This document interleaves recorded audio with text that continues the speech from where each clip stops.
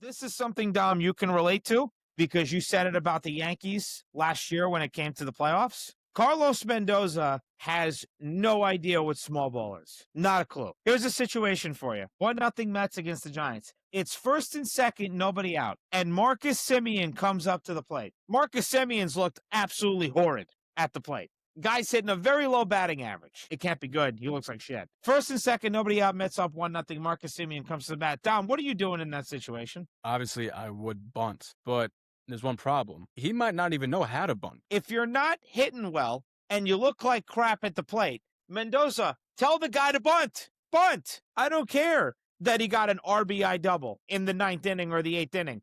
The job was already done for him. Terrence did it for him. He got the clutch hit already. I don't give a shit about your RBI double, son.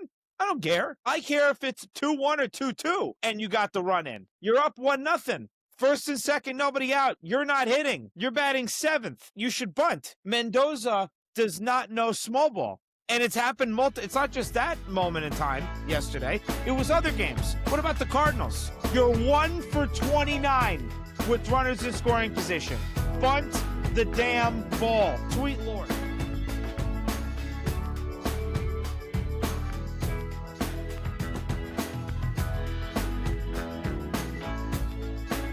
Ladies and gentlemen, welcome back to the FTB podcast. I am your host, Chris Nigulik, alongside my co-host, Tom Savino, where we'll be discussing the week that was. The Mets and Yankees are both above 500, but one team got told some tough news today. The NBA playoffs are right around the corner, with the Knicks holding on to the 3rd seed. So it got us wondering, who are they going to play in the first round? Leave your comments below as we will address that suspenseful topic in a bit. But first, Dom, Easter Sunday, tell me about it. How was it? Happy Easter, bro. Yeah, it's all good. Always good to see the family and everything. It wasn't the greatest weather, but, get to stay inside, have some good food, good memories, good laughs. Can't complain about it at all. You know, uh, Mm. as we get older, it's a little weird because you don't really see your family as much and, you're working more and, you know, your family starts to extend and, babies get in the picture. People don't have enough time to see things. So it's always good to see the family. Mm-hmm. How about you, Very bro? nice. Good. And where were you at? You were in Staten Island. You were in Rockaway. Nah, that was my house. Thank God.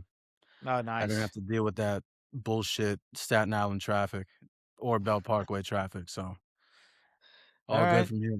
How about you? All right. I didn't have to go far.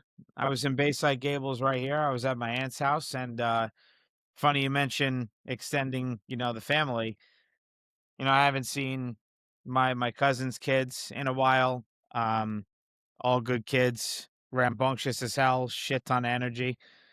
I don't got that kind of energy anymore, obviously, but it was good to see them running around enjoying Easter Sunday and enjoying everybody's company. So it was good. Food was great. Had some great lamb, had some phenomenal steak. Mother made some fire vegetables. So desserts were awesome. So it was good. Can't really complain. Only went from about like 2 to 7:38. People got work the next day and people were tired, so it'll be good. I have Greek Easter coming up this Sunday. I'm very excited because I'm a huge lamb person and they do a great job. And that Greek Easter get together is going to be massive. That's my mom's first cousin, and her husband is Greek, so he puts on an absolute show at their house in Massapequa on Long Island. So, not working that Sunday, which I'm very happy about. I worked a little bit yesterday, but it was pretty easy, honestly. So can't complain, but looking forward to that. But rest of the weekend was good. Rest of the weekend was good. And anything else you got for us, Tom? Or you're good? I mean, only considering the fact that the Yankee game was supposed to start at 1:30, then didn't start till 5:10, which is very annoying, but Wow. hey, happens, right? Wow. Yeah, Can't I control the had a weather. feeling it wasn't gonna start on time. I when I was getting to my aunt's house, it was coming down. Not too bad, but enough where baseball couldn't start on time. So I knew they were gonna be delayed. I just didn't know for how long. But Mets were in San Francisco. in that beautiful California weather, so they didn't have to deal with the rain, which is nice. So we obviously started on time, but yeah, that gets us to transitioning to baseball. Obviously, again, the order today, it's not going to be long. Dom does have something pretty, in my opinion, pretty upsetting to say about the Giants. But for the Jets, there's really nothing going on. They're getting ready for the NFL draft. But the order is MLB, NBA, and then of course the little tidbit of the Giants in the NFL, and then of course we'll get to the other segment of the predictions and so forth. But we're gonna start with the MLB, and of course, as usual, Dom will go first. Your Yanks looking pretty good, but I mean, what in the goddamn world is Aaron Boone doing having an Uber driver pinch hit? Well, I'll talk about that later, but I'll give a little recap of what happened. So I said 5-1, but unfortunately they went 4-2 against the Mariners and the Marlins. There was plenty of positives and also a lot of negatives. So I'll start off with the positives first. Well, first off, I'll say that Aaron Judge, he had a good series. He cranked up his batting average to 250, which is pretty good. Hit a home run. He's looking back like himself. You obviously got to get rid of those strikeouts, but I mean, it's Aaron Judge, so he does strike out a lot, so you're just going to have to deal with it. But when it comes to other people, there's been some red hot hitters, as in Cody Bellinger, as in Ben Rice, Giancarlo Stanton. They are they're looking phenomenal. Cody Bellinger hitting 267, has one home run so far. He scored 8 times, 3 ribbies, and 2 stolen bases. Giancarlo Stanton, he's the best hitter on the team right now. 394 batting average, has 13 hits, leading the team. And then someone right now who is looking amazing, but he's not really getting his flowers around the league right now, and I don't know why. But Ben Rice, he's Hmm. looking he's looking insane right now.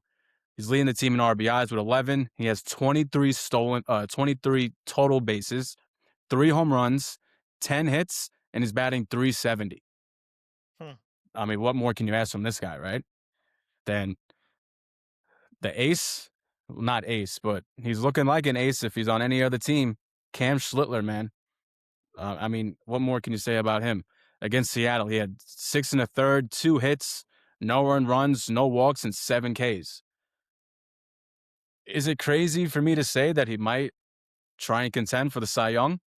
No, How early it is? Only 2 no. starts, but I Mm-mm. mean, you know, especially when it comes to Yankee prospects, it takes a while, or they either are sent into AAA for 20 years and then until they come up, and then just hope for the best.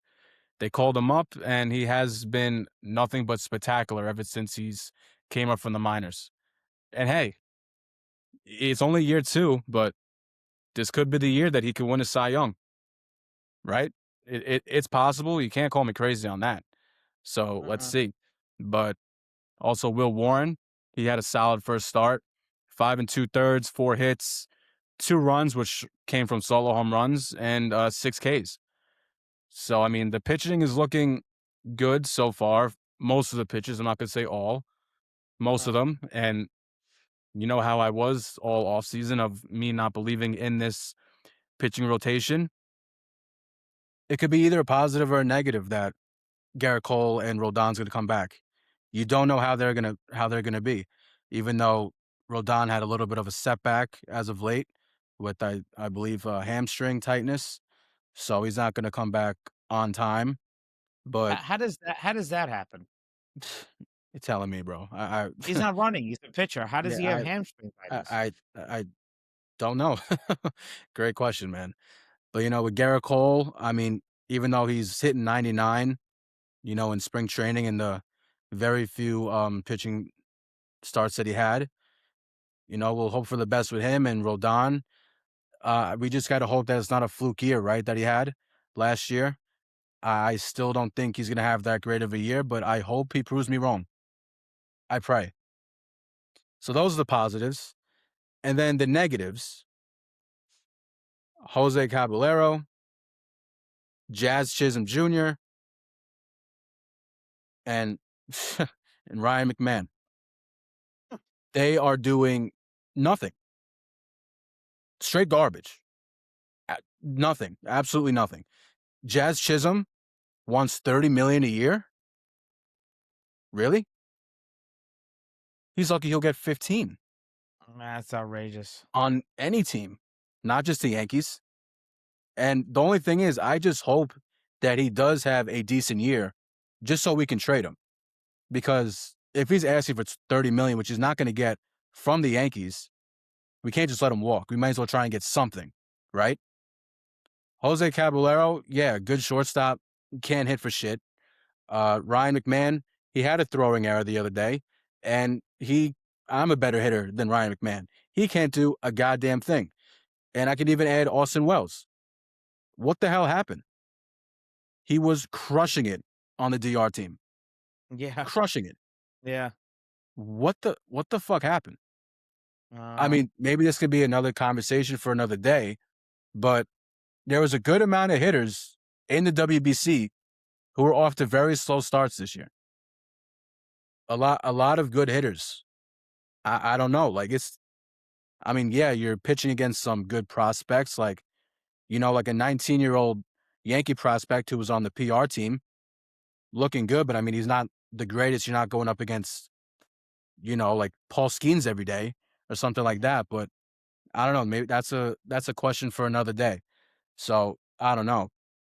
But another negative was Ryan Weathers. I mean, I don't know what the hell he's doing. He had a decent start in his first game against the Mariners, but his second start, he's out of control. He has no discipline on the mound at all. He's losing it. He's just losing all of his command. Well, that was Absolutely. warned though. That It was a was warned. warning. It It was was warned. warned because I the mean, Mets yeah, saw it with him and the Marlins, and he would yeah. get erratic sometimes on the mound. Yeah, so I mean, I don't know. I don't know if this is going to be a thing all year. He said in the offseason he wanted to be a Yankee. He's watched the Yankees his whole life. So we just got to pray for the best with him. But in his start, he was terrible. God awful. He only pitched 3 2/3, gave up 6 hits, 3 runs, 3 walks, and 4 Ks. That's god awful. And maybe there's going to have to be conversations about when Lewis Hill is ready. Is he going to replace Ryan Weathers? Is he going to get sent down? Or is he going to go to the bullpen? I know it's only 2 starts, but there is absolutely zero control. So everything's up in the air when it comes to him. It seems like every start that he's going to pitch, he's pitching for his job, especially with Rodon and Cole coming back as well. So, I mean, I would like him in the bullpen. He's a Mhm, hard arm, and mhm. he's not going to pitch as much innings. So we'll see. But getting to last night, Chris, of what you were talking about in the intro, Mhm. how many games are in the season, Chris? 162. Like this season, how many games have been played so far? Oh, 9? so what are they now? They're 7-2, so 9. 9? Mhm. It took 9 games for Aaron Boone to make a dumb fucking decision. 9. In a crucial part of the game, bottom of the ninth inning, Jose Caballero's up. He's struggling pretty bad. Pitch hit for him. There's no problem with that, right? Not one. Mhm, You put in someone who's had 6 at bats and has 0 hits, aka Uber driver JC mhm, Escara, right? mhm. But you have a former MVP on your fucking bench, Paul Goldschmidt. And do you know what the excuse was? The pitcher was a righty. So, So what?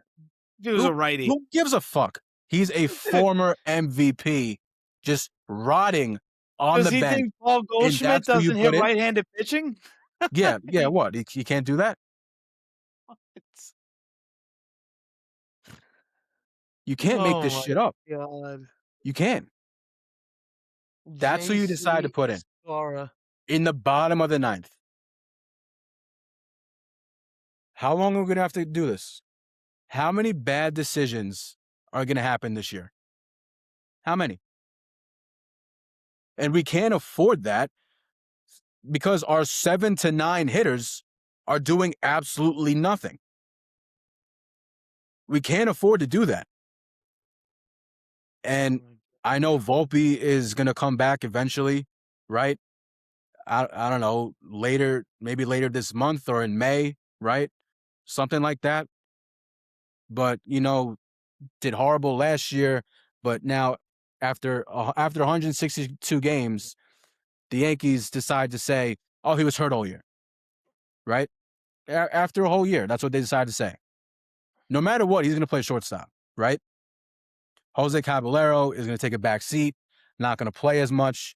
Maybe if either Volpe or the third baseman, whoever it is at the time, is going to need a day off, that's who's going to play. But he can't fucking hit. The backup third baseman, Jose Caballero, most likely, can't hit. And the primary third baseman, Ryan McMahon, can hit for his goddamn life. Just do me a favor. I know he's a shortstop, but call up George Lombard Jr. Call him up, man. That's not gonna Please. happen. It's That's not going not to happen. But it's not. I'm begging. I'm begging, man. We need him. And I know it's only 9 games into the season, but is Austin Wells going to magically turn into fucking Jorge Posada? No. It, is Jose Caballero going to turn into a god for the next month and a half? No. Is Ryan McMahon going to hit at all? No. So our 7 to 9 is basically just air. That's who's going up at the plate. Air. Mhm. There is problems already. 9 games in, but the offense is looking great. The bullpen is looking good, but not last night. But overall they're looking good. So I Dude mean, dude, it's kinda like Dick Lovelady with the Mets. I think they gotta start putting this Greg Bird shit to bed. I mean, this guy just gave it up yesterday. I mean, he threw an absolute meatball down the plate to the Marlins. I'm like, "Dude, I can see why Dom doesn't like this guy very Jake Bird. much." Whatever his name is. Yeah. Whatever the hell. Pick a bird. I don't know. Whatever the heck it is. I was like, who the He's fuck is he's Greg? dude, he is terrible. I mean, he doesn't know what the hell he's throwing. He was throwing literal meatballs just right down the middle. I was like, "Wow." But It's just it's funny to say that was his first bad outing of the year. He had yeah, he had listen, a couple of good outings before that, the season just but started. The yeah, season just started. I don't know. I don't see that guy doing very well for the whole entire season. I don't know how long he's gonna be with the Yankees, yeah, but yeah, I mean, even that even the outing he did well, Dom, he got away with a couple of pitches. I mean, they fouled him off, and you can see his reaction. He's like, "Oof, maybe you yeah. should have put that a little more away from the strike zone." I was like, "No shit." I mean, I forgot to mention this about Jazz, but in the ninth inning on Saturday night, routine ground ball. I don't know if you saw this, Chris. Routine ground Oh, I ball. did. Oh, I Jazz did. taking his sweet ass time. The guy's flying down first base, safe. Oh my god, I saw that. I I mean, was like, but that's a reason why I'm not a big Jazz guy. I don't. I mean, listen. Yes, when I said, "Oh, the Yankees should trade for him," yeah, because he was hitting there. But I watch him play with the Yankees. It's just like this guy thinks his shit don't stink, and now you're saying he wants $30 million a year. Not after that fucking play in the field. and he said he's gonna go 50-50 this year. Yeah, more like 0-50. 50 home runs, 50 stolen bases. He just Okay. he's not Yeah, realistic with himself at all. At all. maybe But hey, look, I maybe mean, 50 strikeouts and 50 hit by pitches if he leans into the plate, but Yeah, it's like, I mean I don't see him going 50 homers, 50 stolen. That's yeah, okay. I'm not gonna lie, I can actually see him going for 50 stolen bases, but nowhere near. I think he had, like, 29 home runs last year, which is, I Yeah, mean, which is pretty good, don't get me wrong, it but is. the It way he's is. hitting right now, he can't hit a fucking, he can't even hit a basketball. So, Yeah. but like I said, there is a good amount of positives with this team, and also there's a decent amount of negatives already. But, I mean, like, it's early in the season, but I don't have confidence in the bottom of this lineup, 7 through 9. Mhm, I mean, also too, someone who we don't even talk about, Oswald Cabrera, is also still in the minors. I mhm, mean, yeah, he broke his leg last year, terrible. He was off to a great start last year, probably gonna be the best season of his career. Then he just season ended, unfortunately, but that's also someone who's down in the minors. mm, And mm. also, I didn't even mention this person, Trent Grisham isn't doing anything either. So, and he's our leadoff guy, $22 million she's getting paid. $22 million, and Yeah, he's someone who's supposed to be on base almost every time with Judge behind you. That's who you're gonna put off as the leadoff guy? I don't know. That's that's It no it w bueno. I mean, out of the 37 lineups that Aaron Boone had last year, he did a few times put Paul Goldschmidt as leadoff hitter. Mhm, I didn't mind that at all.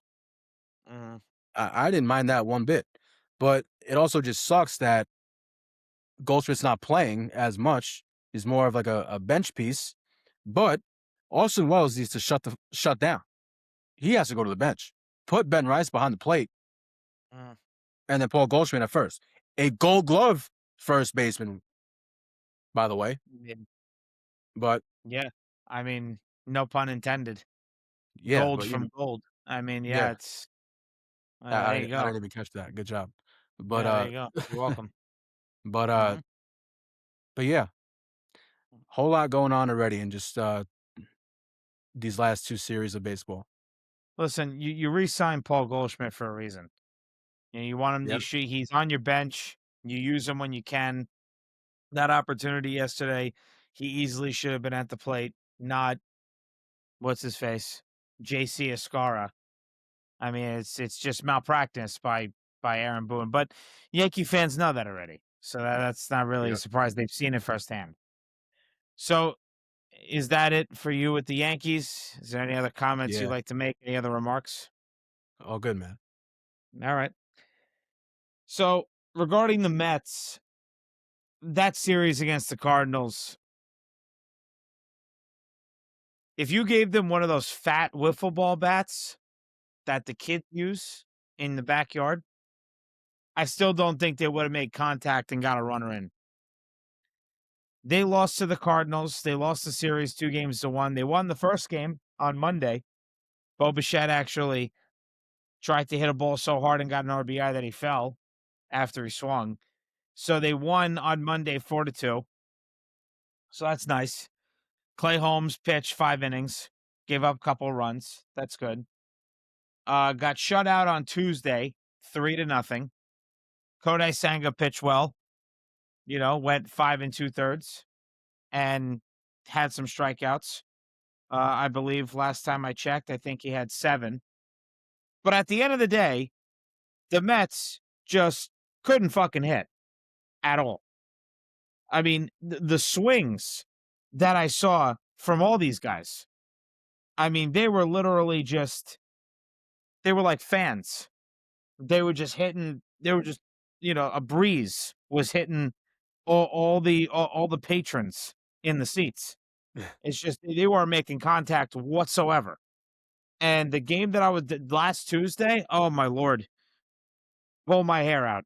I mean, Kodai Senga 6 innings, 4 hits, 2 runs, 2 earned runs, 3 walks, 9 Ks. Excuse me. He had 9 Ks. Monday, Clay Holmes, he went 5 2/3, 4 hits, 2 runs, 2 earned runs, 3 walks, 5 Ks, gave up a homer, but they won 5-2. And then the most irritating one was last Wednesday.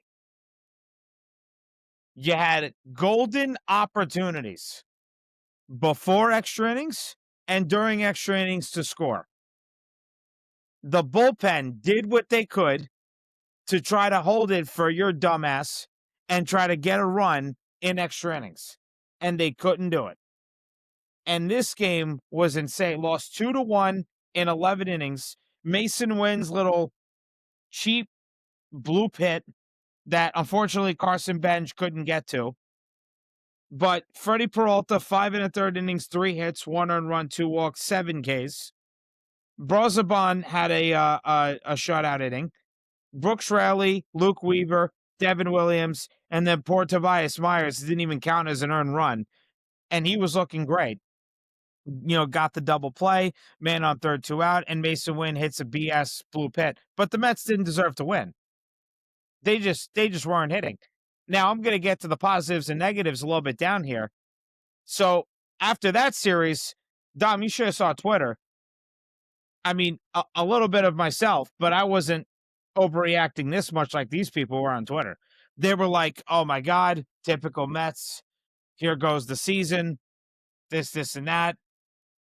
This team, I think, looks worse than last year. I don't know what David Stearns is doing. Fire David Stearns." Guys, it's what? What was that record? 3-3? It's 6 games into the season. The hell are we talking about? 6 games. So they're overreacting. Granted, yeah, they couldn't hit. They didn't look good. Then they go to San Francisco. They lose the first game of the series. Now they're on a 3-game losing streak, right? Robbie Ray gave up a couple of runs. Mark Vientos had a killer home run that I saw. I'm going to get to him in a little bit down the line here. But they ended up losing that game. Robbie Ray, I knew they weren't going to win it. They lost 7-2. Again, Mets offense was just absolutely anemic. By the way, the stat line for the runners in scoring position in the Cardinals series, they went 1 for 29 with runners in scoring position. 1 for fucking 29. I was like, God, Fantastic. get out of St. Louis. Outstanding. Go to the next series. It was insane. And then, the Giants had a rookie hitter come up, Daniel Susak. He had a big night for his major league debut. I mean, I think this kid recorded like 3 hits. I believe he went 3 for 4. Really? Where is he? Wow. Oh, no, sorry, he went 3 for 3. 3 for 3. My bad. So now the Mets fans thinking, oh my God, the sky's falling because they brought this guy up. He's 3 for 3. We're on a 3-game losing streak. Our offense can't get runs home. And the poor pitching, as we've seen for years now, with pitchers not getting run support, i.e. Jacob deGrom for the whole time he was here. David Peterson got completely shelled in this game. However, I mean, I said it. I'm sorry. I'm going to keep saying it. I don't think he's going to have a great year. Between his walk year and if he doesn't have it, this guy just doesn't have it. Like the real good pitchers shove and they find ways to get guys out. If this guy's stuff isn't on, oh my God, he's useless. He can't do anything else. And again, walks guys, full counts on every batter. It was a tough game to watch. 4 1/3 innings, 9 hits, 6 runs, 5 earned, 2 walks, 5 Ks, and he only threw 68 pitches.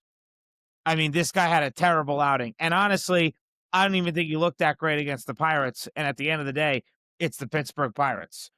So I'm not going to look too much far into it. So yes, the pitching wasn't really getting much help in St. Louis, but David Peterson, you got to pitch a lot better than that. Then finally they were turning it around, won the next 3, 10-3, 9-0, 5-2. Great games.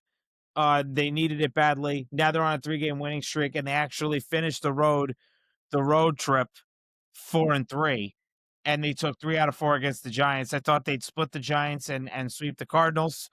Didn't happen. It was a little bit, I guess, of not totally the other way around, but taking 3 out of 4 against the Giants to finish up the road trip, I'll take it, no problem. Nolan McLean looked nasty on Friday night. I mean, Rafael Devers didn't know what the hell was coming to him. I don't know if you saw, Dom, his reactions to Nolan McLean's Yeah. pitching. He was like, I think I'm just gonna try to take a walk. I don't know what the hell I'm gonna do. I mean, the way that he can pronate the ball and supinate the ball, I mean, it is crazy. So he's a serious talent. I think he's gonna have a great season. He's very much geared up for it. So that was a great game Friday. Then, of course, Saturday was Clay Holmes. He went 7 innings. So much for 5 inning Clay. I was shocked he went seven. And then Kodai Senga looked great. And then, the offense actually scored the last three games. And I'm going to get into a name a little bit down, but that pinch hit, 2-run RBI pinch hit that the Mets had in the eighth inning yesterday was huge. And that was vintage grit from the 2024 Mets. So again, great to finish off the road trip 4-3, beat the Giants 3 out of 4, brush away the Cardinal series, end off the road trip on a good note. So now with all that, I'm going to give my positives and negatives from the week. I'll start with the positives. Actually, Dom, negatives or positives? Which one do I start with here? Positives. Okay. Positives. Mets starting pitching continues to look real good. They're tops in the league in multiple statistics, which, I could get into, but I'm not going to. It's only 10 games.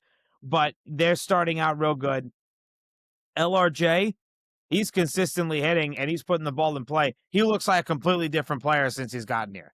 He Absolutely. doesn't look anything like the White Sox player from the last 2 years. If anything, he's looking a little bit like 2023 Luis Robert Jr. in a White Sox uniform. He has turned it around, and I am very much going to give the credit to Juan Soto. I think Juan Soto being around him and him seeing how Juan Soto attacks pitches and waits for his pitch to hit, and just his demeanor and the way he, I guess you could say, shrinks the strike zone at the plate is a big reason, and I think a massive contributor to why LRJ is looking so good right now. Bullpen looks great when Dick Lovelady's not on the mound. Bullpen looks fantastic. Brooks Raley looks good. Brazaban looks good. Everyone really looks good, and they still don't have AJ Minter back. He'll be back probably in, give or take, maybe 3 to 4 weeks.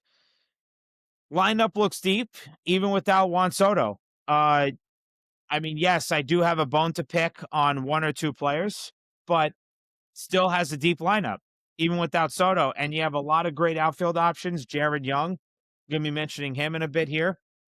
Tyrone Taylor hit that massive 3-run homer in that 9-0 win on Saturday night. They have options. And Brett Beatty had a jam finger. He didn't even play yesterday. Jared Young took his place like nothing ever happened. I think Jared Young went 3 for 3 yesterday. So acted like it never happened. And Brett Beatty will be back tomorrow, is what I was reading from SNY. So lineup looks deep, looks good. Everyone's hitting. They just got to continue to do what they've been doing for the last 3 games. And their statistics for the last 3 games looks great, but it's a small sample size in my eyes. And we're only 10 games into the season. This is the name. And I made a reel about this back in July, Dom. And I screamed about how Carlos Mendoza should have put this man as a pinch hitter because he was hitting 347 as a pinch hitter in July.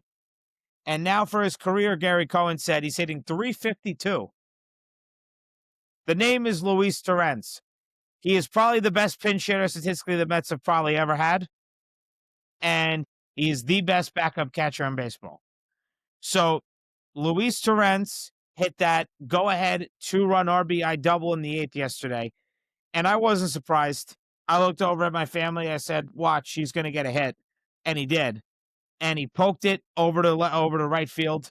And it was just a fantastic moment for him, coming right off the bench, ice cold, wasn't playing. And he comes up clutch again. And his pinch hitting numbers just keep on going up. And it is remarkable. He's hitting over 350 as a pinch hitter. So shout out to Luis Torrens. That was great. Mark Vientos. Mark Vientos, I said he was my trade piece, bad or good. Don't get it twisted. I know I said a lot about how Mark Vientos didn't do well last year. He was also hurt. Spring training, what was he in? 043, 071? Not very good. No. But he's heard the rumors.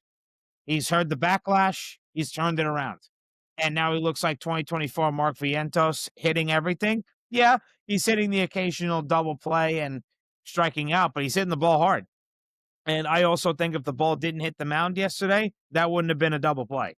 So he's hitting everything. He's looking real good. He even said in the post game with Steve Gelbs for SNY, he feels confident. He feels like himself. That is massive because honestly, yes, Polanco got a couple of hits yesterday, but he hasn't looked as great as we thought he would to start the year. And he's got Achilles tendonitis, Dom. I mean, you're talking about Yeah, I Juan saw that. Soto, but he's got to deal with his Achilles tendonitis, and he hasn't looked that great, and he's trying to bust it out of the box. So maybe keeping him off his feet at first and having Mark Vientos play there, maybe a little bit of Brett Beatty, that'll help the Mets going forward. But Mark Vientos has looked great at the plate. And then last guy, Jared Young, as I just mentioned, he's looked very impressive. Only his second career start in left field, and he gunned down Encarnacion for the Giants. Played the carom perfectly and threw a cannon, an absolute missile to Marcus Semien at second base, and he tagged him out for Kodai Senga. I believe that was maybe the fifth inning, I believe. Either fourth, fifth, or sixth. I forget which inning it was, but it was a great play, and he got 3 hits yesterday. So Jared Young, very impressive. Pleasantly surprised is how I'd put it. And it was just a great look for the Mets where they got told some pretty tough news that Juan Soto is going to be on the IL now, a 10-day IL, but it's a calf injury, a mild calf strain. And Dom even said that connects to the Achilles. He said it before we aired this episode, and you got to be real cautious with it. And he'll be out for 2 to 3 weeks, is what everybody was told from reporters and analysts. So, hey, the more outfield depth, the better. And Tyrone Taylor, Brett Beatty, Jared Young, and I can tell you for sure, Carson Bench really now ain't going anywhere because Juan Soto isn't there, and also Ronnie Mauricio got called up as well. So, yeah, I was just checking 3 for 3, Jared Young. He's hitting 385. So, It's yeah, good. it's great. I know it's great. And Ronnie Mauricio getting called up. Hopefully, he plays a little bit while Juan Soto is down and on the IL. We'll see what happens. We'll see what Carlos Mendoza decides to do. But Jared Young looking real good, which is a great sign for the Mets. So that's all the positives. Okay. The negatives. Bo Bichette, you're fucking killing me, dude. You're killing me. I mean, you cannot field to save your damn life. I mean, he had a play to end the game yesterday. If he had caught it, the game would have been over. Good thing Devin Williams struck him out. But Jung-Hoo Lee, forget his full name. I think that's what his name is, but his last name's Lee. And he's the right fielder for the Giants. He had a pop-up. It was in foul territory. And he just had to backhand it. And I guess Bo lost it in the sun, but he had shades on. And if he's going to do better at third base, he's got to make the play. And he dropped it. And his throws, bare hand, whatever it is, more than half the time, his throws are just all the way up in the third row. I don't know where this ball's going. He almost nailed somebody last Saturday against the Pirates. I mean, his throws are just, they are concerning, the way that he throws the baseball. And once he missed that play, we were like, oh boy, what the hell's going to happen next? Because usually when you don't make a play you should make, you usually get penalized for it in baseball. And it was hilarious. My uncle didn't even see the play, comes into the kitchen in his house, and he goes, "Oh, who these?" And he's got an Italian accent. "Who's with these?" And we're like, "Oh, it's Bo Bichette." And he's like, "Bo Bichette." We're like, "Oh, yeah, the guy sucks, Bo Bichette." He's calling him Bo Bichette for like, I don't know, the next 20 minutes. Thank God they won the game and Devin Williams got the save, but it was unbelievable. Guy didn't even watch the play. He's just like, "Yeah, Bo Bichette," in his Italian accent. I was like, dude, you're killing me. But Bo Bichette not hitting very well either. I know he had some hits against the Giants. That's great, but his swings are just not there yet. He's really not getting the ball in the air really at all, which was kind of his calling card in Toronto. Has yet to hit a home run. I know it's only 10 games, but doesn't have a home run as a Met yet. So he admitted it. He's very blunt. I give him credit. He said, "Yeah, they're booing me. I thought it was going to be sooner after the game Monday night that they beat the Cardinals last week." He got a couple of hits, got a couple RBIs. I said, "Yeah, it's looking better, but I need more work to do." And he's 100% right. He needs more work. That's negativity. Negativity statement number one. Number two, and this is something, Dom, you can relate to because you said it about the Yankees last year when it came to the playoffs. Carlos Mendoza has no idea what small ball is. Not a clue. Wow. Yeah, yeah. That's You terrible. s yeah, you said it about the Yankees last year before the playoffs started, and Carlos Mendoza already doesn't know what it is this year. If it's first and second, Dom, I want you to answer this for me. Here's a situation for you. It's 1-0. 1-0 Mets against the Giants. It's first and second, nobody out, and Marcus Simeon comes up to the plate. Okay, granted, the guy got a home run on Friday night. You got a few RBIs. But other than that game, Marcus Simeon's looked absolutely horrid at the plate. Guy's hitting a very low batting average. At this moment in time, don't care what the average is. I don't have to look what the average is. It can't be good. He looks like shit. First and second, nobody out. Mets up 1-0. Marcus Simeon comes to the bat. Dom, what are you doing in that situation? Well, the thing is, I would bunt, right? Yeah. But there's one problem, and that's all. It's also like not just it's like a general problem in the MLB. He might not even know how to bunt good. I can't, You know, like it's there's a lot of players who can't bunt.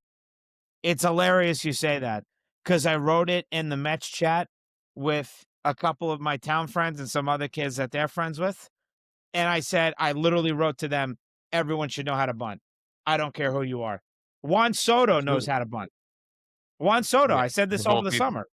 Out of all people. Out of all people, Juan Soto bluffs a bunt the first pitch like every third at bat. I mean, everyone should know how to bunt. I know I made a reel about Moneyball and small ball and Juan Soto knowing how to bunt, but Marcus Simeon, if you're not hitting well and you look like crap at the plate, Mendoza, tell the guy to bunt. Bunt. I don't care that he got an RBI double in the ninth inning or the eighth inning. The job was already done for him. Terrence did it for him. He got the clutch hit already. Chapman, Matt Chapman had an awful week in the field. A platinum gold glover had an Yeah, awful, bad. awful Not day in good. the field. Awful week. And he threw the ball away. There's a fourth run. I don't give a shit about your RBI double, son. I don't care. The fuck do I care about it? I care if it's 2-1 or 2-2 and you got the run in. Bunt. You're up 1-0. First and second, nobody out. You're not hitting right now. Bunt. You're batting seventh. Fuck. If I'm Mendoza, I'm batting you ninth. I don't care what Benj is doing. Put Yeah. Benj eighth, put Simeon ninth, and put Alvarez seventh. I don't care about the left, right, left, right. What the fuck do I care? Alvarez You're is not crushing it hitting. too. Yeah. Alvarez is murking balls. He murked one right after Simeon on Saturday night, or Friday night, excuse me. But you should bunt. Mendoza does not know small ball. And it's happened it's not just that moment in time yesterday. It was other games. What about the Cardinals? You're 1 for 29 with runners in scoring position. Bunt the damn ball. Bunt. Yep. If I have to say it in Spanish, I'll say it in Spanish for you. Just bunt. Sweet Lord. Guy doesn't know anything about small ball. Which then leads me to say, speaking of Marcus Simeon, yes, I do think the guy should bat ninth. Yeah, I do. The guy's not hitting. I don't care about his homer in the 10-3 rout of the Giants on Friday. I don't care about the RBI double yesterday and the single he got on Friday. Don't care. Don't care. He got the single when it was in like what, the first inning. It was early in the game, the homer early in the game. I want to see a hit from you when it matters. And I haven't seen it, which then leads me to say, bat ninth. You could tell me it's early, but most of the other at bats, they're not competitive. They're just not competitive. You really should be batting ninth. And it's just not looking pretty right now. Toca la And the bola. last thing, say again? Toca la bola. That's how you say it? Bunt Call the ball. Carlos, please. Call Carlos, please. Call him. Toca la You, bola. please call Carlos Mendoza. You got to tell him. You see that sounded real crisp coming out of your mouth. It's probably sounded better than if I would say it. Please call him and tell him in Spanish because he's just not grasping the concept of small ball. I just don't understand it Everyone thinks I'm Spanish, and I don't know a fucking lick of Spanish. So for all the because you people coming can't. coming to me at work, talking to me in Spanish, I don't know what the fuck you're saying. All right? Yeah. All Well, right? you're tan. You got a PSA. mustache and a goatee. What can I Yeah, tell you? I don't know. I got everything going on here. Yeah, you do. But You do. yeah. But So okay. also I wanted to ask a question. Uh huh. Would you consider putting Bo Bichette at DH for a little bit? And maybe putting like Beatty or Oh, like Mauricio well, at third? so so here's the thing. Unfortunately, in life, things don't get changed until something bad happens. Unfortunately, right? For instance, Uh-huh. if a car accident happens at an intersection, they put a stop sign up. So like they wait until things happen. So until this guy makes a calamity of errors and it starts costing the team games, they will do it. Now, I don't know if you remember, Dom, I said give him a month to a month and a half. See where he's at. If he's not improving and he looks like an absolute liability at third, then you make the trade. 10 games in, not going to happen. It's kind of like, and don't get me wrong, as we predicted, and as you said, Lindor hasn't looked good. That's another, I didn't even write that negative here, but that's another negative. I'm not going to get on him yet. It's only 10 games.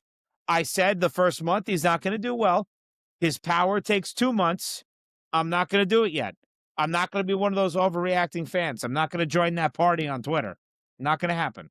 So that I'll answer that way, and with that response. Juan Soto on the IL looking at missing 2 to 3 weeks. Not great. That's an automatic negative. But I think they have the depth, and right now they have the talent, you could say, in the lineup to cover that for a couple weeks. So I think it'll be all right. And honestly, other guys got to start hitting anyway. This isn't the Juan Soto show. The payroll is just too high for that. So I know his money's high and it's the highest on the team, but still, Lindor's making a lot.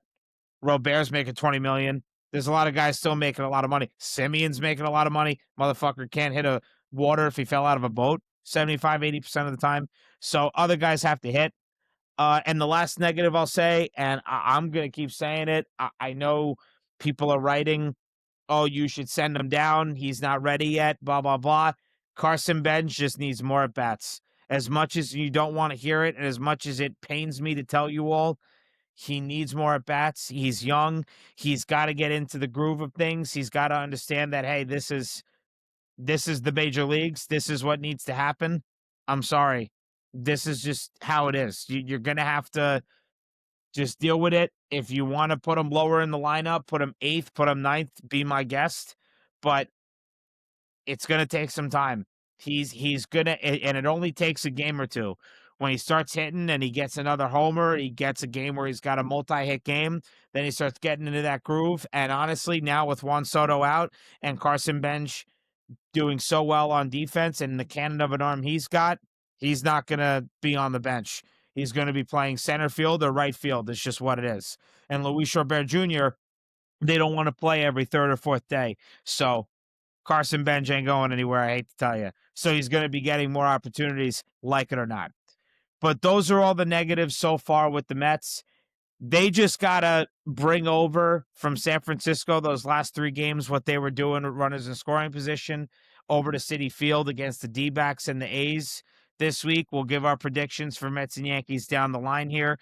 But those are all the negatives for the Mets, and not really much else for me to say, frankly, after the 4-3 record of on the week against the Cardinals and the Giants. It's the Braves are looking not bad either. No, I think no. it's gonna be close. Yeah, Like, down it the is. line, it's gonna be close, It is. especially when you got, Matt Olson heating up now.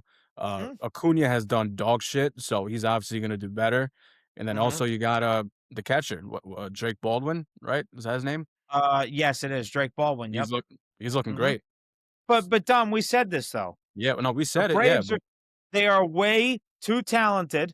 I understand they have pitching injuries, but they're way too talented to repeat last year. They're just yeah. they are. They're way too talented. So it's going to be tight. It's going to be a three-team race. I don't care what the Marlins are this year. 6-3 first place. What did he fucking do? I don't care about that. They're not going to be in the picture. Give it a couple of months, maybe even a month and a half. So it's going to be a three-team race. It's the Mets, Braves, and Phillies. Mhm. That's it. So yeah, 100%. Anything else you have to say before we move on? We're kind of my God, we're at the 50-minute mark. We haven't even moved on to the NBA yet. No, all good, man. All right, great. So, if you could guess, just based off what I said, we're going to move on to the NBA. And now we're going to talk about the Knicks. Now, the Knicks, yeah, they did what you expected them to do. They lost to the Rockets. They beat the Grizzlies to a pulp. Well, 11 points, I guess, not to a pulp, but they beat them by double digits. But they beat the Bulls to a pulp. They beat them by 40.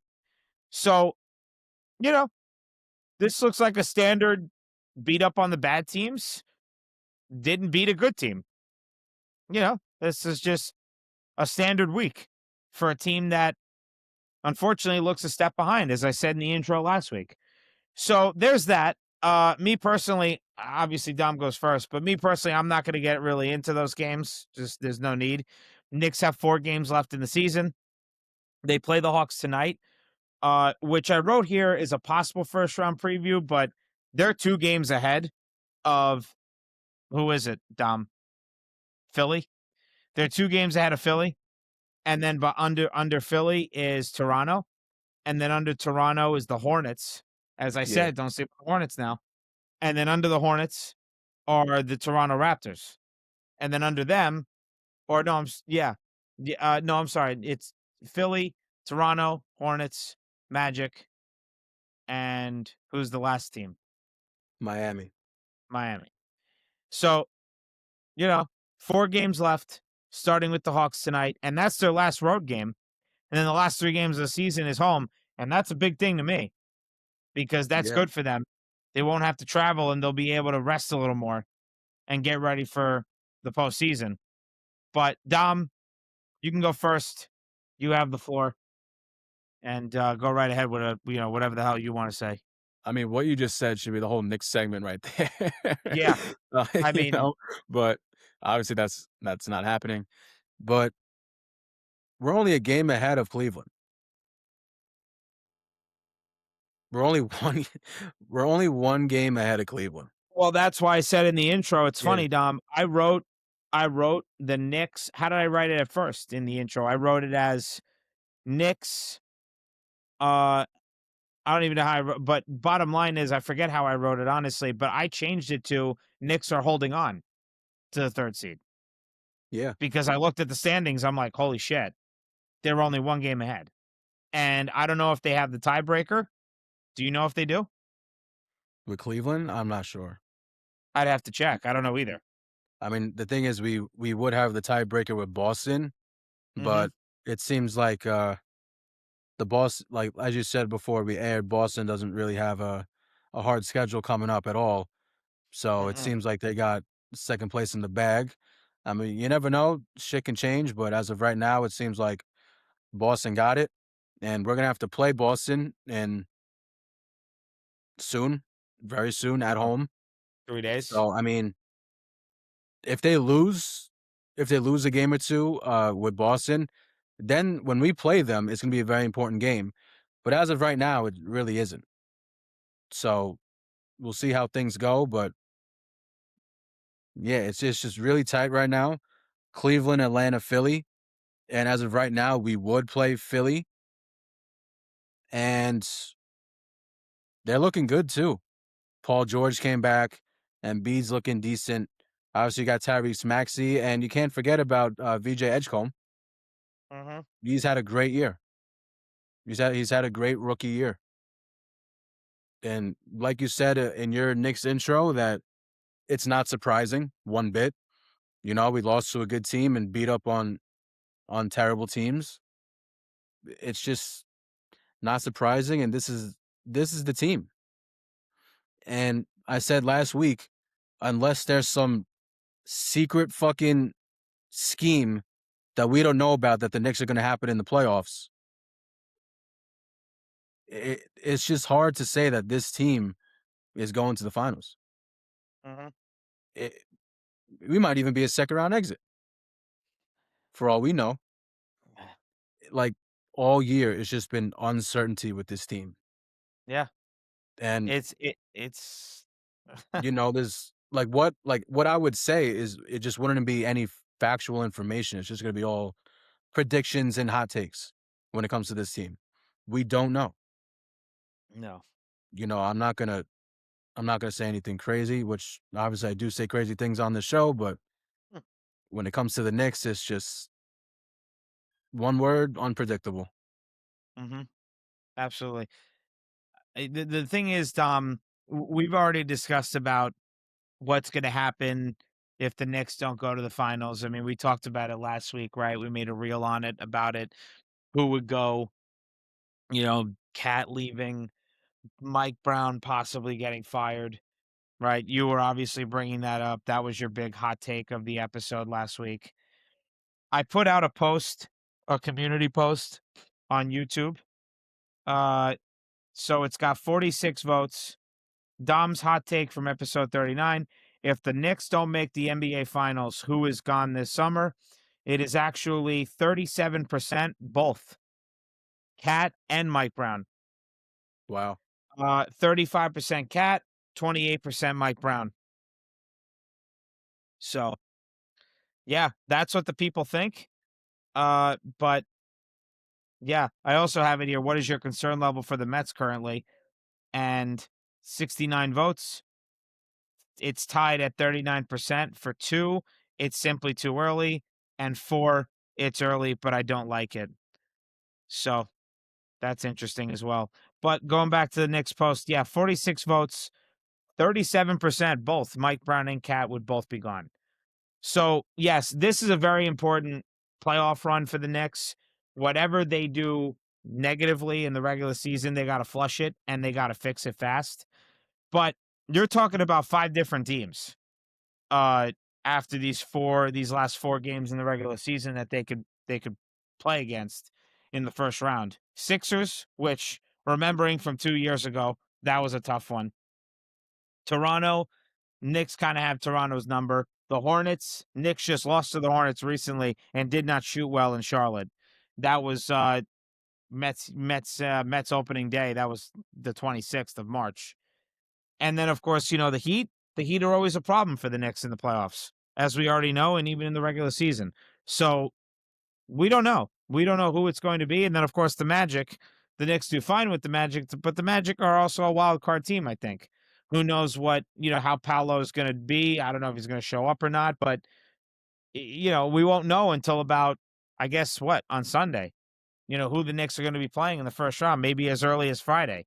But it's gonna be interesting. It's very interesting, but we'll obviously know for you guys by next Monday who the Knicks are playing in the first round, because obviously they'll be most likely the third seed because aside from the Celtics, I don't think they have that bad of a schedule for the rest of the season. I mean, the Hawks are a good team. They're obviously the fifth seed, so that's gonna be an interesting game. That's tonight. But we'll give our predictions down the line. Then obviously Celtics. Then I know the Hornets are the last game of the season on Sunday. And then who's on Friday? Friday is who comes to town on Friday, Dom? Do you remember? On Friday, Yeah, I'm trying to think. the Raptors. The Raptors. Okay. So there you go. The You got Tonight, Celtics looking at second round preview. If the Knicks, hopefully, praise God, they get there. Yeah, I mean, you got everybody this week as potential playoff previews. So still got to play your game, but And it's going to be interesting to see. there's just one thing that I'm scared of, which if there is a secret plan out there for the Knicks that hasn't really been shown this year, what's it going to be? Cat shooting threes in the postseason because he didn't shoot shit this year. But that's a problem too because he's barely shot. Yeah, he's shooting like 37% from three this season, but he's barely shooting threes. Mm, And what? That's the magic plan possibly is just him cranking threes. I don't know. That that doesn't sound like a good recipe right there. And and it's I don't know. I was also seeing a lot this week on Twitter. People have always thought that Deuce should like when he's healthy that he should have been in the starting five instead of Josh Hart because they think Josh Hart is obviously better off on the bench, which I do agree with, but maybe that could be a possible thing that could happen in the playoffs. Maybe Miles McBride might get some starting minutes. You never know. Maybe Shamit is going to get more minutes than usual with his shooting. Maybe Mitch is going to be in the starting lineup in the playoffs, which I hope he is. I But don't know. I I don't don't know. think so. I don't I don't I think don't think so. so either, but I would like to see that, but I mean, as we've been saying all year, a whole lot of what ifs. Yes. We've been saying this for weeks. I said it last week. Mitchell Robinson and Cat playing together should have been happening last week. It should be happening this week, but Mike Brown's not going to do it just because he wants Mitch as the backup center. I understand it, but there are certain lineup changes that you should make on certain teams if it makes sense. And I'm sure there are instances where it does make sense, but I just don't see him doing it within these last 4 games before the playoffs. I just Yep. don't see him doing it. So it's annoying, but it is what it is. Kind of have to take it the way it is. It was like the Thunder game, right? That's the perfect example of playing both of Mhm. them at the same time. For When you're sure. going up against Chet and another near 7-footer, Yeah. that's Yeah. when you play them Hmm. together, when you Hmm. need to get rebounds. Yeah. Clearly, Chet's gonna get a lot, and clearly whoever's next to him, near 7 foot as well, is gonna get rebounds too. Yeah. So we can't expect 6'5", 6'6" Josh Hart to get 17 rebounds. No. So, with that all being said, here's my list of 5 things that the Knicks have to do well in these playoffs in order to go far as they want to go. Okay. Number one, they have to move off the ball. This is obviously something that we've said at nauseum for weeks. Moving off the ball, you gotta create open lanes. You gotta create open opportunities. This this really cannot be unless it's like the last shot. It's like under 2 minutes, crunch time. This can't be just the Jalen Brunson show. It can't be Brunson ISO ball the whole entire time. You have to move off the ball. You got to go watch Steph Curry highlights. Please, for the love of God, go watch some Steph Curry highlights. But that's number one, move off the ball. Number two, Dom has said it. I've said it, but more Dom than me. And he was just preaching about him. Utilize Cat for mid range and 3-point shots. And here's the biggest thing, he has to be the vocal point of the offense when Brunson is Yep, on the bench. He's 100%. gotta be the focal point of offense if Brunson's not there. He's gotta be the number one option. Has to be. There's no o no other option. He's gotta be number 1. Dom, I know you agree with that because 'cause you've said it for months now. Yep, For months. So, that's number 2. Number 3, communication on offense. What do I mean? Switches, screens. The Knicks have done an awful, god awful job at switching on screens and letting guys know when they have to move off to the next player. They are terrible at it. They just played OKC a little over a week ago. Watch OKC, look at their highlight tape, see how they do it. They are masters at getting off screens and switching off players so that there's not a big small mismatch or vice versa. They know exactly what they're doing. Exactly. So that's something else that needs to be addressed badly by Mike Brown. Number 4, bench has to hit big shots and they gotta avoid, get away from, stop runs, however you want to say it. There can't be 10-0 runs, 12-2 runs, 15-2 runs. Got to avoid those because you got to give the starters rest. So you got to avoid the runs and you got to hit big shots.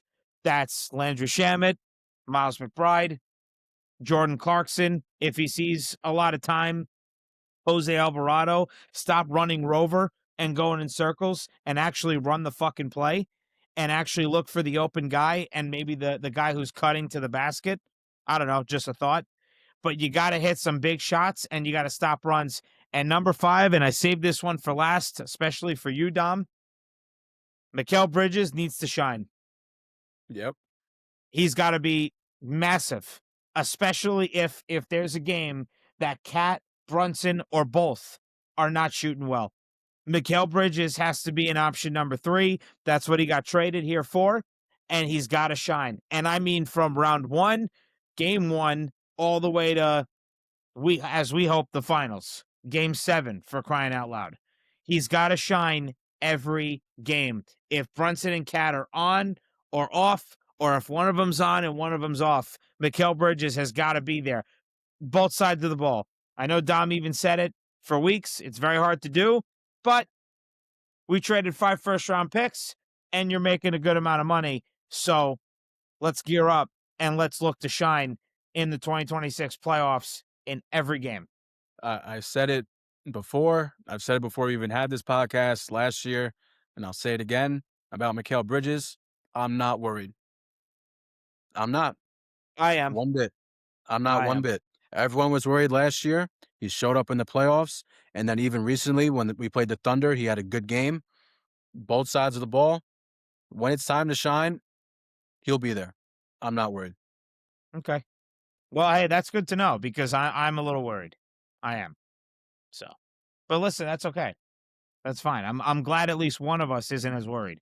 But those are the 5 keys for the Knicks to do well and go as far as they've talked about going.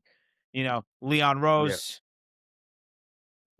James Dolan, Mike Brown, Jalen Brunson, everybody. So those are the 5 keys. Dom, is there anything else you have to say? Tonight starts the Hawks game, and we're gonna get into predictions for the next segment. Well, not the next segment, but a little bit down here. But is there anything else you have to say, Dom, regarding the Knicks? These games still do matter, just considering that we need to lock up the 3rd seed. Not even Absolutely. don't even think about the 2nd seed. That Just think about I'm locking up the deeming 3rd seed. that I'm deeming that as over already. And Yeah. honestly, unfortunately, I'm with Dom now. I don't think Thursday's game is going to matter. It'd be nice to get the tiebreaker just in case and win Mhm. it. Oh, by the way, Dom, the Knicks have the tiebreaker over the Cavs. Forgot to say that. We do? Um, Okay. they won 2 games to 1. They actually locked it up back all the way on Christmas Day Christmas. because they Got it. only played them 3 times. Yeah. So that's big. That's a big deal. So that helps a lot. That's technically you're 1 game ahead of them. You're technically now 2 games ahead of them because of the tiebreaker. So, but 2nd seed, count it out. It'd be nice Yeah. to win Thursday anyway, but the Celtics schedule is just cheeks aside from the Thursday game against the Knicks. So treat it as Yeah. 2nd seed is not there. You got to lock up the 3rd. So I agree with you, Dom. These games still do matter. Go ahead. Got you. But yeah, mostly covered most of what I gotta say, but like you said too, the bench needs to be way better than what it is. That's why the Hmm. Thunder's so good. That's why the Pacers were so good last year. That's why when the Celtics won a chip, that's why they won because of their bench too. I know they had Jason Tatum and Jalen Brown, but we have Pritchard coming off the bench and Derek White and players like that. So, Hmm. and I've said it all year, you're gonna need everybody. So, Oh yeah. Oh yeah. It's probably the best line you said all year because it's been true from game 1 to game, now 79. So, you know, yeah, it's true. All right, well, I'm good on that. Dom's good on that. Now we're gonna go into a tidbit here.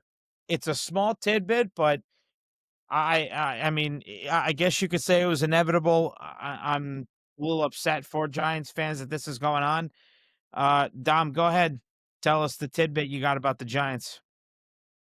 Well, no one should be shocked by this if you've been following the Giants, but just the fact that the news came out, you get a little agita from it.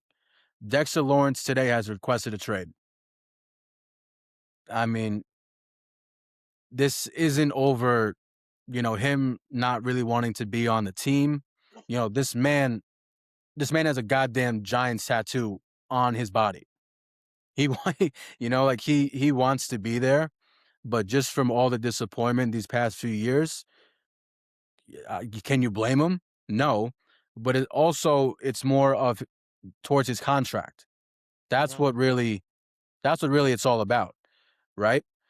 He's been trying to negotiate a deal for the past 2 off seasons, and he feels underpaid, which he somewhat is, considering the fact that he's one of the best, if not the best, defensive tackle in the league.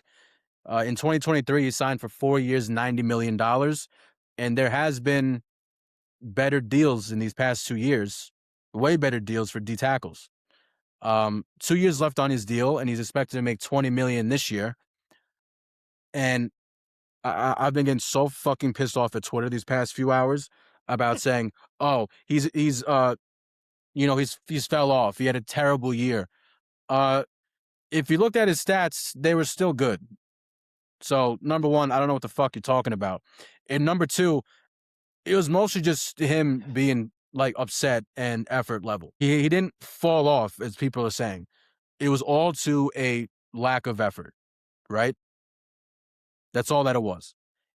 From 2022 to 2024, he had 21 sacks as a D tackle, 3-time Pro Bowler. This man, he's unreal.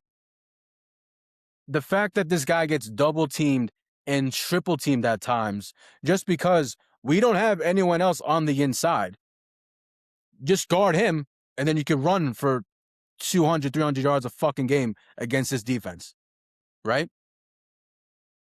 I'm putting this all on Joe Shane. This Mhm. seems like an issue between them two. Mhm. I mean, I can go back to even saying that he didn't want to give deals to Saquon and Xavier McKinney, right? I mean, the Saquon thing is ridiculous, but at the same time, I sort of understood his point of why would you want to go for running backs? Meanwhile, we need to re-sign other players, in especially your quarterback. Which was it the wrong decision? No shit, it was the wrong fucking decision. But when it comes to rebuilding a team, I understood it.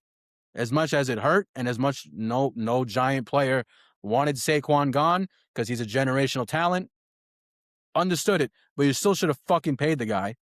And Yeah. what's gonna happen? We trade him for whoever the fuck the package is, right? He's gonna go to a playoff team and absolutely dominate, right? People said, "Oh, we fuck with Leonard Williams too, right? We traded him. He was a good player for us, but oh, he fell off, right?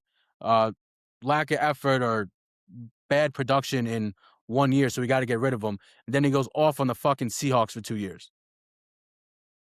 We cannot get rid of this guy. Not one bit. I'm sorry. I'm arguing with someone on fucking Instagram earlier, and this guy is stupid, really fucking stupid. Because I was talking about him saying that we have no one else on the inside to guard the run, to defend the run, right? You know what I was about to say. Uh-huh. To defend the run, right? But he's like, "Oh, when it comes to run defense and pressure, it's usually a standard five player line." No shit. I know how football works, idiot. Thanks. But when you don't have someone next to you who can stop to run or pressure the quarterback, you can just guard one fucking guy and then it's over. And then Christian McCaffrey or someone like that is going to take it to the fucking house every time. So I don't know what the fuck you're talking about. I commented on WFAN post if anyone wants to look at it. This guy's giving me novels, and I don't give a fuck. I don't give one fuck about this guy. So, and also, when was this? 2:04 p.m. Jordan Ranan, however the fuck you pronounce his name, he said, asked around the league, and the general consensus appears that if the Giants were willing to trade Dexter Lawrence, the return would be in the range of late first round pick to second rounder. That's who you're going to trade for him? All these butthurt fans are saying, trade him. If you don't want to be here, then get out. He's a smart guy. He knows that we're on the up and up. We're on the up and coming. We have a good quarterback. We have a great receiver. We have a amazing head coach now. You know, we have good defensive players around Dexter Lawrence, but that's not his problem. It's clearly about the money, but also this really wouldn't be that big of a deal if you had someone right next to him. We have Abdul Carter. We have Kayvon Thibodeau. We have Brian Burns. But that means nothing when it comes to interior pressure, passing or run. You cannot get rid of this guy. You better sign him. I don't care if he has 2 years left on his deal. You sign that man tomorrow or right now. Sign him right fucking now. We cannot afford to give him up. And there you go. That was my little spiel. What do you think, Chris? What's your opinion? Just letting the air breathe. I think little spiel is. Think you're underselling it. I would say that Not was a crazy. big one. I Nothing think I crazy. recorded about 23 fucks, and just agony and despair and hatred for Joe Shane. So just, going out of a whim here, I'm gonna just guess you're not happy with what's going on. So, with Dexter Lawrence potentially leaving the Giants, not getting what he wants monetarily, it is unfortunate, but this is very relatable for the Jets fan that saw Quinnen Williams get traded for first round picks too. It's actually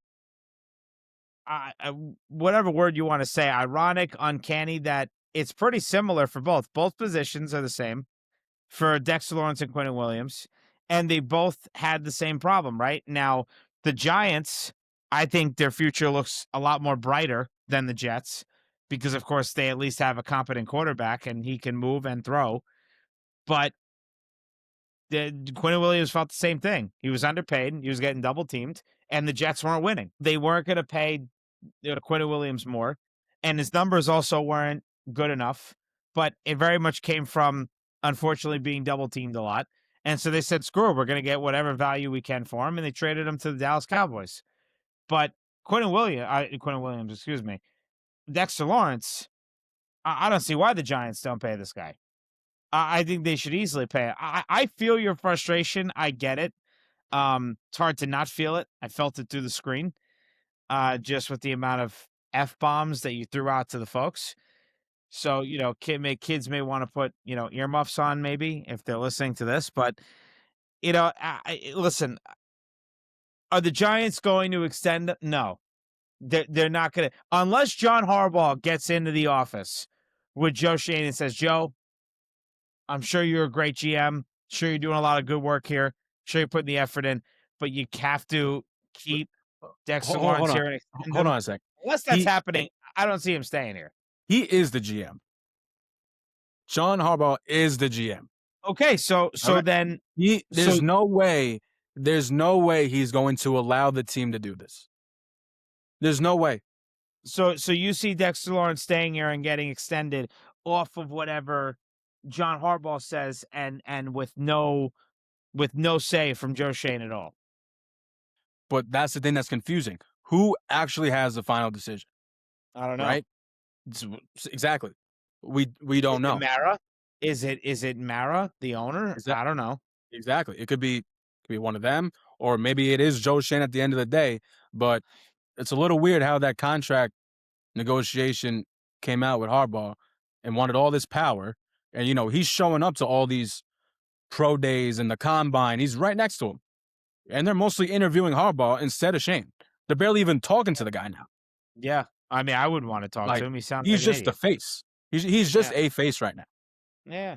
But I guarantee this guy would be so pissed off if he goes or if we trade him. I mean, he has 2 years left.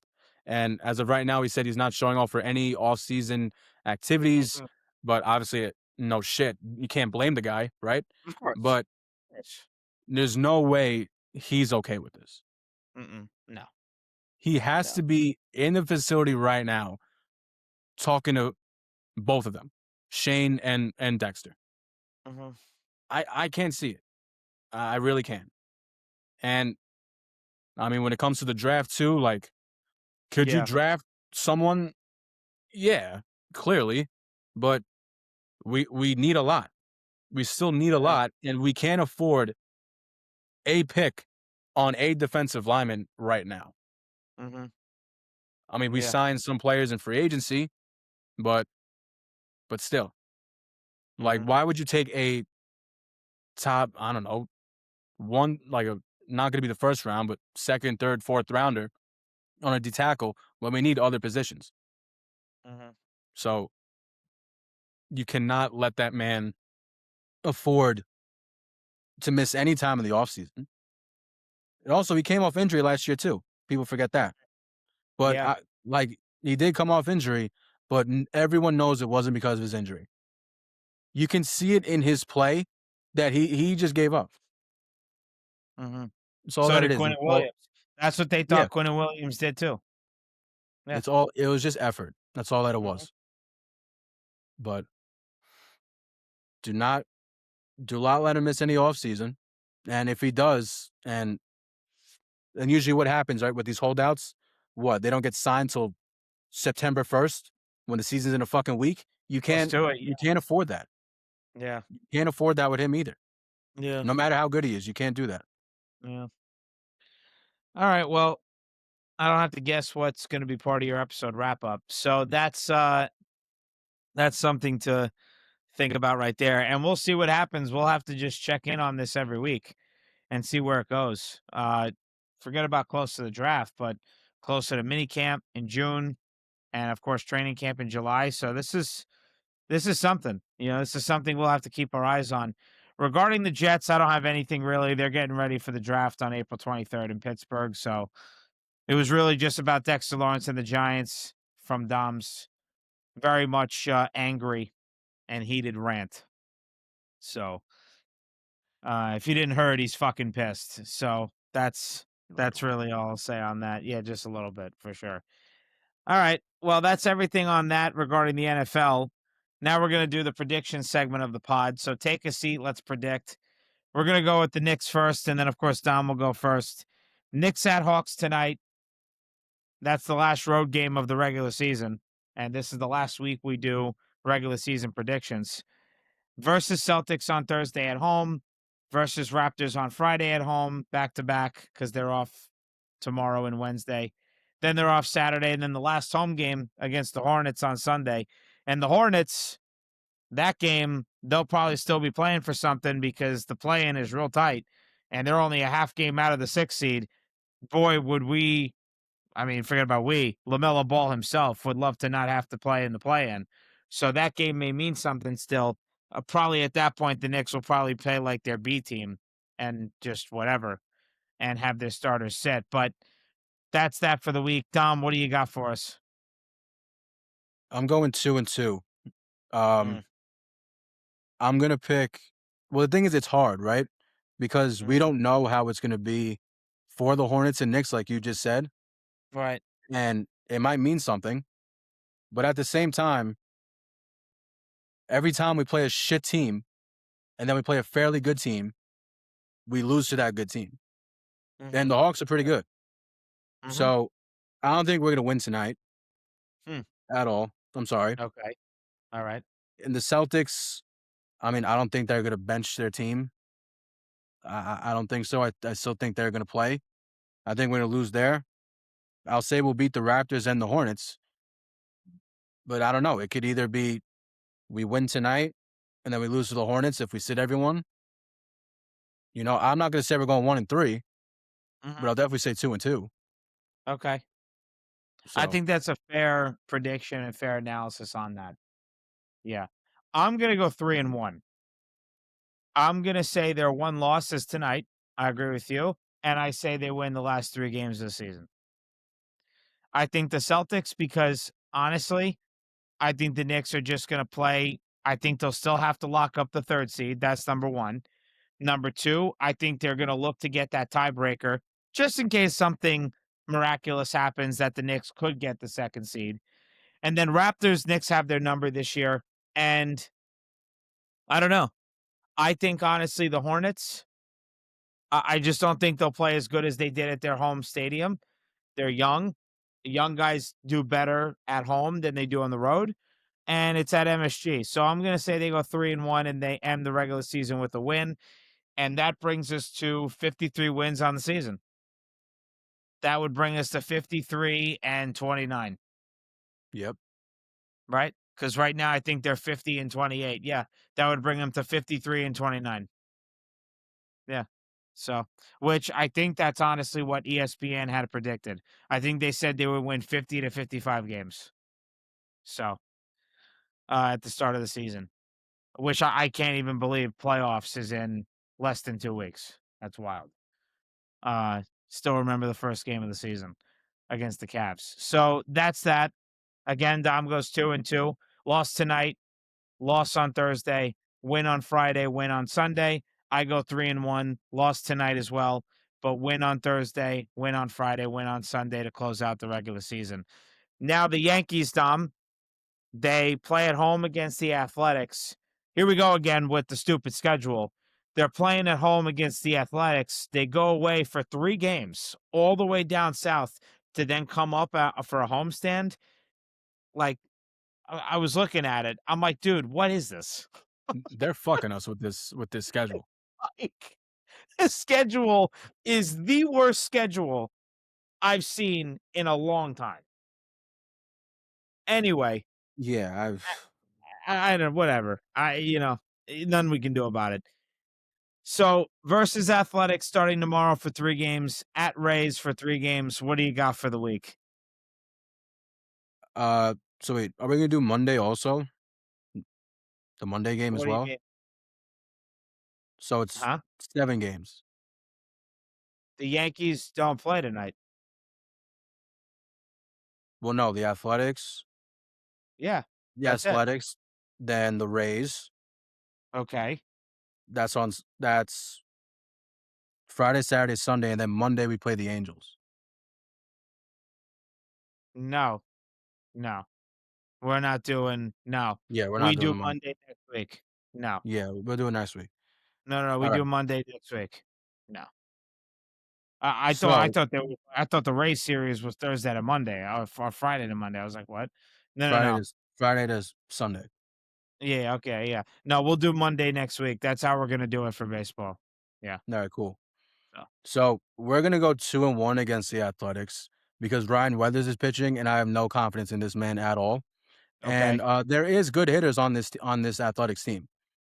Mhm. Um, Butler, um, the catcher, Langliers or some shit, whatever Langoliers. Langoliers, Langoliers. Langoliers, there you Yep. go. Mhm. But there is some good hitters on this team, so I just don't have any faith in Ryan Weathers right now. He needs to control his pitching. So I'll go 2-1 on that, and then the Rays, I mean, they're 4-5 right now, and they didn't play any crazy. I mean, they played the Brewers, who are good, but they got rocked. The Twins suck, and they lost 10-4 one game, then seven, and they won 7-1, then won 4-1. And right now they're playing the Cubs, and they're beating the Cubs right now, which is very interesting to me. Mhm. So 2-1 against the Athletics, and I'm gonna go 2-1 against the Rays. So 4-2. Okay. Alright. Uh, I'm just I'm looking at more of the Mets A's matchup. I can tell you right now, I'm gonna say the Mets go 2-1 on the D-backs.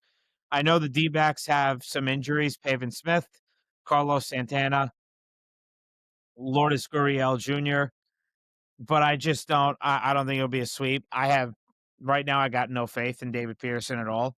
I never really, frankly, ever like watching David Peterson pitch. I just don't think he'll do well against the D-backs. So I'm gonna say 2-1, and I'm just looking at who would pitch. I mean, right now I'm looking at, and the A's pitching right now is terrible. Um, yeah, Savali is the only guy, and then of course Peterson. Yeah, I'm gonna say they go 4-2. They go 2-1 against the D-backs and 2-1 against the A's. Because the last game of the A's series on Sunday is Peterson again. Until that man Peterson shows me some consistency and can actually shove through tough situations where maybe his best pitch isn't there, and he keeps the walk numbers down and avoids the full counts. Until he does all that, I don't have full faith in them. So again, I'm gonna say they go 2-1 against the D-backs and 2-1 against the A's to finish the week at 4-2.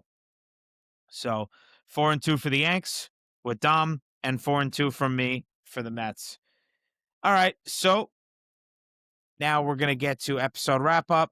Dom, anything else you got to say before I wrap up today's episode? I mean, yeah, with the Yankees, the bottom of our lineup is a big problem.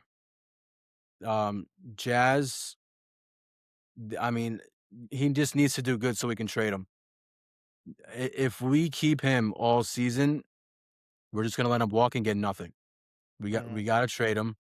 Ryan Weathers, obviously, you gotta control your fastballs, especially. It's just not looking good. You're all over the place. Cam Schlittler, hopefully, you know, you keep on going all year like this, and you could possibly fight for a Cy Young, which that would be lovely to see. I mean, I didn't really talk about Max Fried, but do I really need to? Because he's great, you know. So that's okay. When it comes to the Knicks, just try and stay in that third spot. Really, I mean, mhm, these games still do matter, but not as much as if it were fighting for the second seed. I mean, it could still be possible if the Celtics shit the bed, but Chris and I, we don't see that happening. So mhm, just try and keep up for the third seed. And we don't know who we're gonna play yet, and so we can't really talk about the matchup, but we'll see how that goes. I'm not gonna go crazy. Just sign the fucking guy. Just sign fucking Dexter Lawrence, please. mhm. Who would I gotta say please to? I'll call the fucking training facility myself. Please. I'll call in a Well, WFAN too. I'll go on a you'd rant have there. to no, I got you'd it. have to say, you'd have to ask please to, Joe Shane. Yeah, Joe Shane. You'd have to ask Yep. please to Joe Shane. That's really what it is. Yeah. Um, I hope he resigns. Me I too, do, man. and the Giants really need to keep him. I agree with you. Okay, so for me, Jets, not really much to say. Even if they were doing something, they probably would do it with their eyes closed and, probably with the pen on the wrong side in their hand. That's how dumb they are, but that's the Jets. The Mets, they just have to continue with the hitting from the last 3 games. I know Juan Soto is not around, but you know what? I'll just say this, the guys like Mark Vientos, Brett Baty, Jared Young, Tyrone Taylor, Carson Bench, make it a good problem to have for Carlos Mendoza. Force him like what Carson Bench did in spring training. You were forcing his hand to have you be on the opening day roster. Make it hard for him. Juan Soto comes back. Yes, he's just a generational talent at the plate, but make it hard for him to make a decision on what he's going to do. Because I was talking to my brother about this, Dom. Juan Soto comes back and the Mets are hitting. I mean, there's not enough room. So, okay, he goes back to left field. You move Carson Bench to right. You got LRJ, right? Every fourth day he's out, but most of the time he's going to be in center field. You got Vientos at first, Polanco at DH. You got Bichette at third, Lindor at short, Simeon at second. Where's Beatty playing? Yeah. So someone is going to get moved. Obviously, Mauricio will get sent down, but you don't want to put the guy who's hitting on the bench. It's going to be tough. You're forcing their hand. So make it a tough decision for Carlos Mendoza while Juan Soto is gone. And when he does come back, Carlos Mendoza is really going to have to scratch his head and, have to make an executive decision and see what he's going to do going forward. The Knicks, here's the thing. These last 4 games, yes, we want the starters to continue to put their points up, get ready for the playoffs. These last 4 games are actually bigger for the bench. The bench needs to get ready. The bench is going to be very important. There's going to be a pivotal piece of the rotation when the playoffs start. And they're going to really have to show their true colors and show their mettle when it comes to, the playoffs. They really gotta, they gotta, this is it. This is your time Yeah. to preview what you can bring for the team in the playoffs these last 4 games. So the bench is going to be very important. And that's really it. Again, like I said, the Jets, they're getting ready for the draft. Picks 2 and 16 in the first round, going to be very important on April 23rd in Pittsburgh. Let's see what they do. But yeah, that's really everything for me. Dom, how about you? Are you set and ready to go? Be ready, man. We're all good. All right, great. Well, that's going to do it for us today. Thank you to everyone for tuning into today's episode of the FTB podcast on either YouTube, Spotify, or Apple Podcasts. Be sure to like this episode and subscribe to our YouTube channel so you never miss any of our shows. See you folks on Monday. Peace. Thank you, everyone. I appreciate it.